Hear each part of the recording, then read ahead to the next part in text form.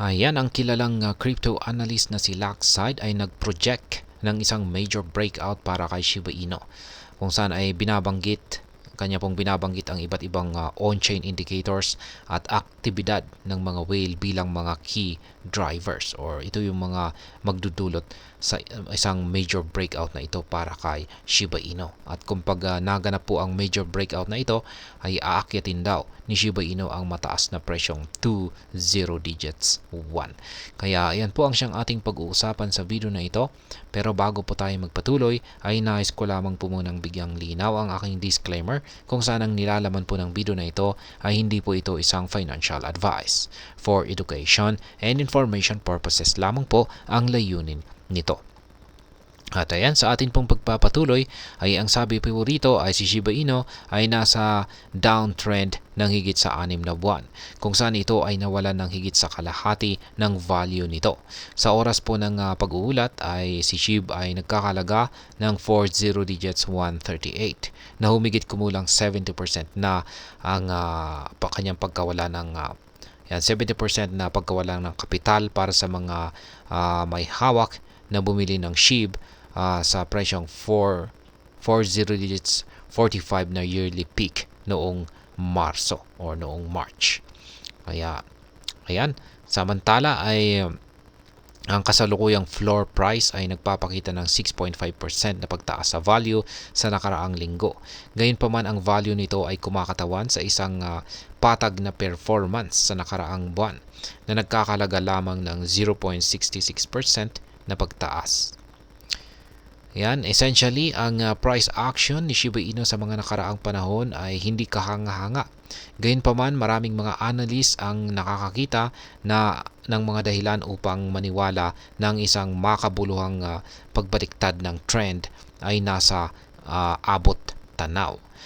Isa sa kanila ay si Laxside, isang kilalang crypto YouTuber.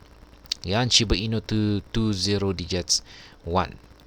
Sa isang kamakailang analysis, sinabi ni Laxside na si SHIB ay naghahanda para sa isang makabuluhang pagtaas ng presyo na posibleng umabot po sa presyong 20 digits 1. Inamin niya na ang presyo ni SHIB ay nanatili sa loob ng isang pangmatagalang trend line, ngunit papalapit na sa isang mahalagang phase. Ayan, isang mahalagang pivotal phase.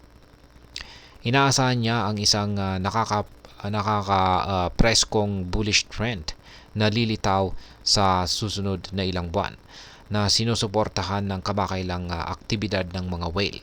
Kapansin-pansin, binanggit niya ang kamakailang data na nagpapahiwatig na ang mga whale ay nagiging labis na aktibo sa loob ng SHIB at gumagalaw ng trilyong mga tokens. Partikular, binanggit niya na ang mga whale ay nakakuha ng higit sa 3 trilyong SHIB sa loob lamang ng 2 araw. Sa ganito ay binigyang diin niya na ang mga malalaking investors ay nagiging aktibo at binabanggit kung paano nila inalis ang higit sa $4 million na halaga ng mga SHIB token mula sa mga exchanges para sa mga panlabas na holdings or external holdings. Samantala, habang ang mga whale ay nagiging lubos na aktibo, ang mga retail investors sa kabilang banda ay nagpapalamig. Iminumungkahi ng analyst na ang trend ay nagpapahiwatig na ang presyo ni SHIB ay maaaring sumabog habang patuloy na nag-iipon ang mga whale na sinusundan ng FOMO-driven na price action habang muling pumapasok ang mga retail traders sa market. Binanggit niya na ang pataas na paggalaw ay magiging agresibo na binabanggit na kung saan ang liquidity sa itaas na price range ay manipis at ang presyo ni SHIB ay maaring mabilis na gumalaw sa sandaling magsimula ang breakout. Yan, Shiba Inu road to 7,146% surge. Ayon po dito ay binanggit ng analyst na para magsimula si Shiba Inu sa paglalakbay patungo sa presyong 20 digits 1, ang susunod na critical level para kay SHIB ay ang presyong 40 digits 16. Kung malalampasan ni SHIB ang pangunahing resistance sa presyong 40 digits 16, maaari nitong kumpirmahin ang isang pagbaliktad. at buksan ang pinto sa mas mataas na mga levels na presyo. Kapansin-pansin ay upang malampasan ang resistance na ito ay kailangan lamang lumago ni Shiba Inu ng 16% mula sa kasalukuyang presyo nito. Samantala, upang maabot ang 20 digits 1 ay kailangan ng meme coin na lumago ng 7,145%. Habang binanggit niya na ang pagtaas sa 20 digits 1 na presyo ay maaaring tumagal ng oras, ay naniniwala si Lakside na ang mga palatandaan ay malinaw na para sa isang makabulang breakout habang papalapit ang SHIB sa pagtatapos ng consolidation phase. Yan, sa consolidation phase nito. At ayan po ulit, mukhang may malaking potensyal si Shiba Inu base sa analysis ni Lakside.